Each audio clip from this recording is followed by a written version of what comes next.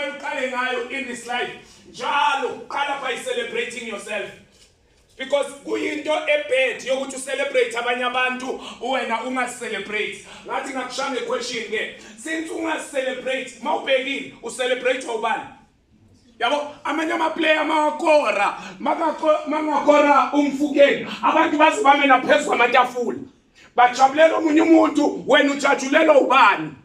Ubani umuntu ohappy ngento enziwa yonke into istope abantu ba celebrate wena, because if lelo langa lingafiki or leyo nto ingafiki, you might better start it now uqale manje ku celebrate, because I believe ukuthi nawe at some point we celebrate.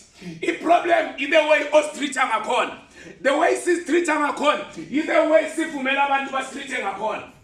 So if ever thina sisitreata njengabantu nje abasecondary or abantu abasupport abanye abantu, then abanye abantu nabo bazositreata njenge supporting cast.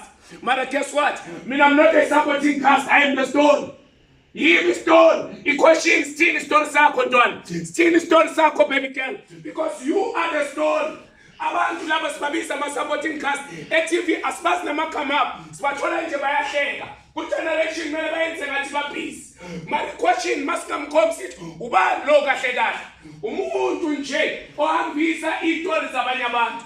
Mara today izosiqala ngani ke kule camp? Awuselanga la ukuzohambisa isitori sabanye abantu. Wena ngokwakho you are number one celebrity. Ngicela niyishayeleni izandla. Yes, serious. Yes, sir. Yes, serious. Yes, serious.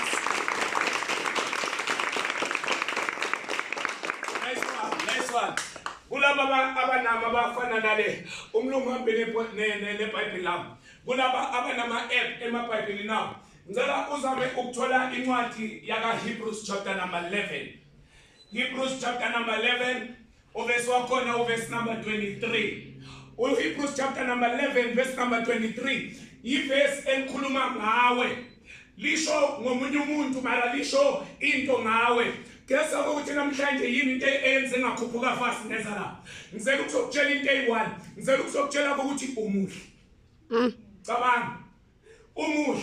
Yazi problem yakho yini? I believe you because now self awazi wathi umuntu mara muhle yeso. Wathi omunye umuntu oh yini. I-problem yakho usuke wangibheka ngesikhathi sakho mina ngimuhle ngesikhathi sami. That's why, because wazi ubuhle bakhe.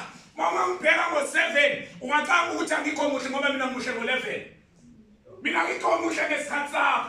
Angikho muhle wena mawuthanda, ngimuhle makuthanda mina. Guess what? Ngisukelela ekusuke khona zokushaya into elula. Baby girl umuhle.